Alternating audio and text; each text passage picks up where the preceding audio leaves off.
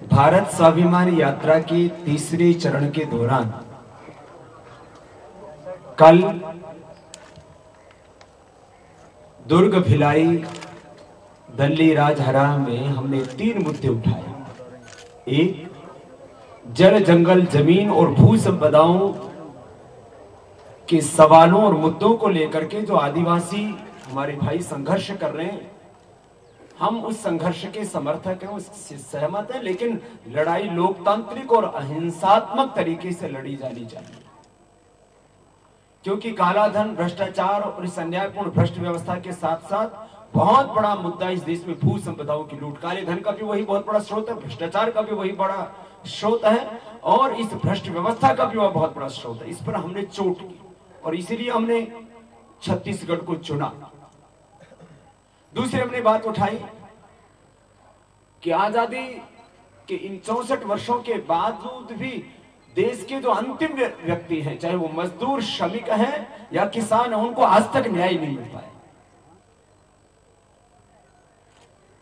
जो मजदूर, जो श्रमिक, संसद का जिन्होंने निर्माण किया, जो आज इतना भव्य संसद का जो हमें स्वरूप दिखता है, राष्ट्रपति भवन जिन्होंने बनाया, जिन्होंने हमारी सड़कें बनाई, जिन्होंने हमारे स्कूल, कॉलेज, विश्वविद्यालय बनाए, जिन्होंने हमारे मठ मंदिर बनाए, आज जो मजदूर इस राष्ट्र का निर्माता और किसान इस देश का जो अन्नदाता, उसको सम्मान नहीं मिला। मैंने फिर तीसरा प्रश्न उठाया कि आखिर ये न्याय क्यों नहीं मिल रहा। तो मैंने कहा कि जो लोग संसद में बैठे हैं उनको अब सोचने की आवश्यकता है। और मैंने शुरुआत की यहां से कि जो संसद में अच्छे सांसद हैं, मैं उनका दिल से सम्मान करता हूं, और वो पूरा जो मैंने बयान दिया वो रिकॉर्डेड भी है और मैंने उसको लिखा हुआ भी है। जो अच्छे सांसद हैं मैं उनका दिल से सम्मान करता हूं, लेकिन संसद में चोर भी बैठे हैं, लुटेरे भी बैठे हैं, भ्रष्ट लोग भी बैठे हैं।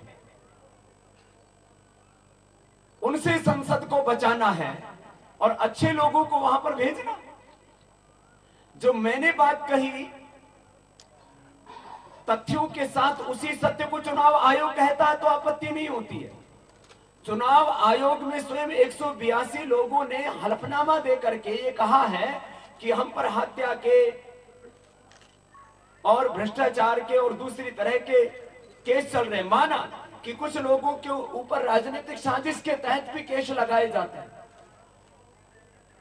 राजनीतिक षड्यंत्र भी होते हैं, और जो जन आंदोलन चलाने वाले व्यक्ति होते हैं उनके भी खिलाफ केस लगाए जाते हैं। लेकिन ये मेरी बात नहीं, ये तो देश के 121 करोड़ लोगों की आवाज है कि गलत लोग भी हैं वहां। या तो उनको सबको सर्टिफिकेट दे दे कि उनमें से एक भी व्यक्ति गलत नहीं है। और मेरे आधे बयान को सुनकर के लोकसभा अध्यक्ष ने भी प्रतिक्रिया दी। मुझे अफसोस है कि वो पूरा बयान सुन लेती तो शायद वैसी प्रतिक्रिया नहीं देती जैसी उन्होंने दी कि बाबा जी को संसद और सांसदों का सम्मान करना चाहिए। मैं कह रहा हूं कि मैं जो अच्छे सांसद हैं उनका दिल से सम्मान करता हूं, लेकिन संसद में जो भ्रष्ट, बेईमान और लुटेरे बैठे उनको हटाना और संसद को बचाना, इसमें क्या गलत कहा। और मेरे इस बयान से अच्छे लोगों को आपत्ति क्यों होनी चाहिए, और मेरे इस बयान से अच्छे लोगों को आपत्ति भी नहीं है। मैंने कहा मैं उनका दिल से सम्मान करता हूं, और भाई बुरे लोगों को तो आपत्ति होगी। इस देश में यदि सच कहना गुनाह और अपराध है तो मैं गुनहगार और अपराधी हूं। और अगली बात यह आती है कि संसद जिन 121 करोड़ लोगों के लिए है, उनका हर कदम पर अपमान होता है। मजदूर का अपमान होता है, कारीगर का अपमान होता है, किसान का अपमान होता है, युवाओं का अपमान होता है, हिंदुओं का, मुसलमानों का, दलितों का, वाल्मीकियों का, वनवासियों का, हिंदुस्तानियों का अपमान होता है। उसमें कोई दिक्कत नहीं है। संसद का काम उन 121 करोड़ लोगों के साथ में जहां जहां अपमान हो रहा है, अन्याय हो रहा है, शोषण हो रहा है, उनके अधिकारों का हनन हो रहा है, उसके लिए काम करे। और 121 करोड़ लोगों तभी मिलेगा जब ये 400 लाख करोड़ रुपए का काला धन मिलेगा, भ्रष्टाचार मिटेगा, इस अन्यायपूर्ण भ्रष्ट व्यवस्था के स्थान पर न्यायपूर्ण व्यवस्था लागू होगी और भू संपदाओं की लूट रुकेगी। तो इस देश को आर्थिक और सामाजिक न्याय मिलेगा। और इस बयान के ऊपर पूरा बवाल उठ गया। मुझे नहीं लगता कि ऐसा क्यों हो रहा है। कुछ अच्छे लोगों ने भी मेरा बयान पूरा न सुनने के कारण से प्रतिक्रिया दी। मैं उनसे विनम्रता पूर्वक आग्रह करूंगा कि वो मेरा पूरा बयान सुन ले और उसके बाद जो भी कहें और जो भी करें मुझे सब स्वीकार है। ये इतनी सी बात मुझे इसलिए कहनी थी क्योंकि संसद बनी उसी दिन से उस संसद में सरदार वल्लभ भाई पटेल भी बैठते थे। उन संसद में डॉक्टर राम मनोहर लोहिया जी भी बैठते थे। उस संसद में लाल बहादुर शास्त्री भी थे। उस संसद में कृपलानी जी भी थे और उस संसद में डॉक्टर श्यामा प्रसाद मुखर्जी भी थे। उसमें मुदुलेमे भी थे। उसमें प्रकाश वीर शास्त्री जी थे। चौधरी चरण सिंह जी जैसे थे। ऐसे बहुत से नाम हैं जो हिंदुस्तान के करोड़ों लोगों की जुबान पर हैं, जिनको देश सम्मान देता है और संसद को सबसे बड़ा न्याय का मंदिर मानता है। उसमें तो एक भी व्यक्ति गलत नहीं जाना चाहिए और इसके ऊपर सबको मिलकर के चिंतन और मंथन करना चाहिए, बाबा के ऊपर दोष लगाने की बजाय। अच्छे लोग मेरे बयान का विरोध कर ही नहीं सकते, यानी वो अच्छे नहीं, क्योंकि मैंने कहा कि मैं अच्छे लोगों का सम्मान करता हूं। शायद ये सब लाइन या तो उन्होंने सुनी नहीं है। जिन्होंने ये लाइन नहीं सुनी है वो शायद हो सकता आधी बात सुन करके भी प्रतिक्रिया कुछ लोगों ने दे दी हो, क्योंकि चलते फिरते कहीं पर भी माइक लग जाता है मुंह के सामने, तो बात आधी अधूरी सुन करके जिन लोगों ने प्रतिक्रिया दी है वो पूरी बात सुन करके प्रतिक्रिया देंगे तो बहुत अच्छा लगेगा।